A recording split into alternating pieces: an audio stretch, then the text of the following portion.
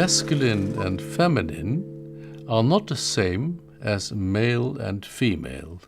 They are the Latinized words that are used for man-like and woman-like. So, for example, a man can be called feminine and a woman can be called masculine. In anthropology, since about the 1930s, there has been studies of the variety of role divisions between the genders in different societies.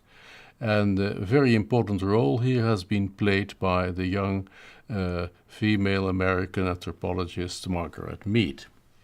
It's interesting that from the sixth dimension, this is the only one where it matters whether the information comes from women or from men. In the other dimensions, whether you collect your data from women or from men, you get the same position of the dimensions. The definition: masculinity is a society in which emotional gender roles are distinct. I'm not talking about social gender roles because they have a lot to do with the wealth of the country, but I'm talking about the emotional role, what you should feel being born as a boy or being born as a girl. And the boys should be assertive and tough and focused on material success, and the women should be focused on the quality of life. I call it society feminine if this role separation is not there, or it is weaker at least, so that especially men are also supposed at times to be modest and tender and focused on the quality of life. Now I'm opposing feminine societies to masculine societies. Most societies are somewhere in between. In feminine societies, people try to balance family and work. In masculine societies, work clearly prevails over the family, and work is an acceptable excuse to neglect the family. And family is, of course, not an acceptable excuse to neglect your work. Within the family, in masculine society, fathers should deal with facts and mothers should deal with feelings. And if the children are hurt, they should go to mama. In the feminine societies, both father and mother should deal with facts and feelings. So you may go to mama for facts and you may go to papa if you're hurt. Masculine societies admire the strong. Feminine societies are jealous of high flyers, and especially in the Nordic countries, Denmark, Sweden, and Norway, they have a word for this. Jenteloven, it means the law of Jente, and Jente is a name of a little town from a novel that describes how the people in the little town were so jealous of somebody who came in, who is the author of the novel. In masculine societies, people disdain the weak. In feminine societies, they have sympathy for the weak. In masculine societies, girls cry, but boys should not cry. Boys fight, but girls should not fight. In feminine societies, both boys and girls may cry, but neither should fight. In religion, you have different religions or different flavors of religions. In the masculine society, it focuses on God, God the Father, the powerful God. And in feminine societies, religion focuses on the fellow human being. And finally, obviously, it's also related to sexual relationship. And you could say that in the feminine society, sex is a way for a couple to relate. In masculine societies, sex is a way of performing, and often it is so that man is the subject and woman is the object. Now, how do we measure the position of masculinity and femininity on dimension for a society? It can only be measured relative to other societies, and we measure it in a masculinity index, MAS, and the scale goes from 0 for the most feminine society to 100 for the most masculine society. I have here a list of some 14 countries selected from the 76 for which we have scores, and you see that this country with the highest masculinity score is Japan. And also high on the masculinity side we find Italy and Mexico and China and Britain and Germany and the USA. And on the other side we find the Arab countries, just on that borderline. We find France, we find Russia, we find Thailand, Costa Rica, Denmark and the Netherlands.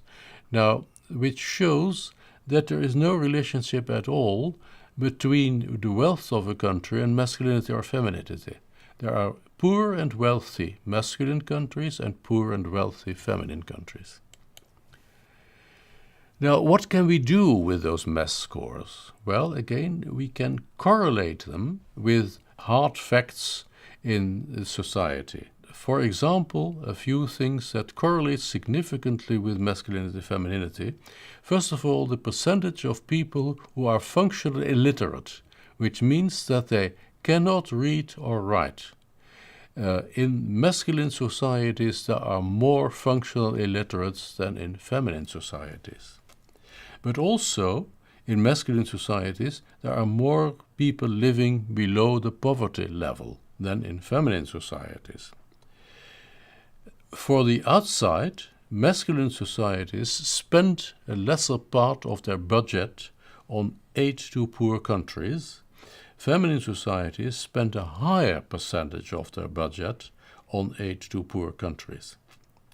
There have been surveys to see what people blame poverty on. And in masculine societies, there is a popular opinion that poverty is blamed on laziness.